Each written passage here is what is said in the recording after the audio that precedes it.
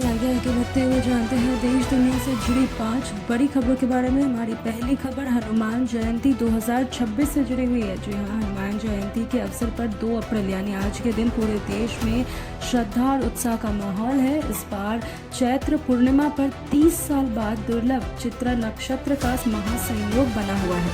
इस बेहद शुभ माना जाता है। अयोध्या और प्रयागराज जैसे धार्मिक शहरों में भव्य तैयारियां हो रही है, जहां विशेष पूजा, शोभा यात्रा और हनुमान चालीसा का पाठ का आयोजन किया जा रहा है। इस दिन भगवान श्री राम, भगवान विष्णु और बाल गोपाल की पूजा भी करते हैं। मान्यता है कि इस दिन सच्चे मन से पूजा और हनुमान चालीसा का पाठ करने से संकट दूर होता है और जीवन में सुख, शांति और समृद्धि की प्राप्ति होती है।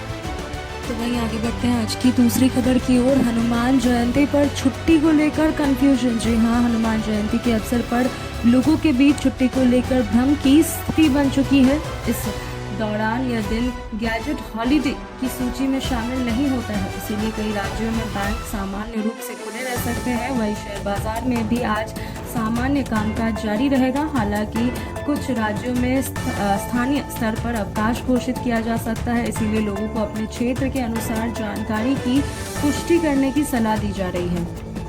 तो चलिए आगे रुक करेंगे आज की तीसरी खबर की ओर। ओडिशा में 2 अप्रैल से पीयूसी जांच सख्त। जी हां, ओडिशा सरकार ने सड़क सुरक्षा और प्रदूषण नियंत्रण को ध्यान में रखते हुए 2 अप्रैल से पीयूसी यानी कि पोल्यूशन अंडर कंट्रोल सर्टिफिकेट की जांच को सख्ती से लागू करने का फैसला ले लिया है। अब बिना वैध पीयूसी सर्टिफिकेट के वाहन चलाने वालों पर कड़ी कार्रवाई की जाएगी। प्रशासन ने साफ किया है कि यह कदम प्रदूषण कम करने और ट्रैफिक नियमों का पालन को सुनिश्चित करने और सुरक्षित रखने के लिए उठाया जा रहा है।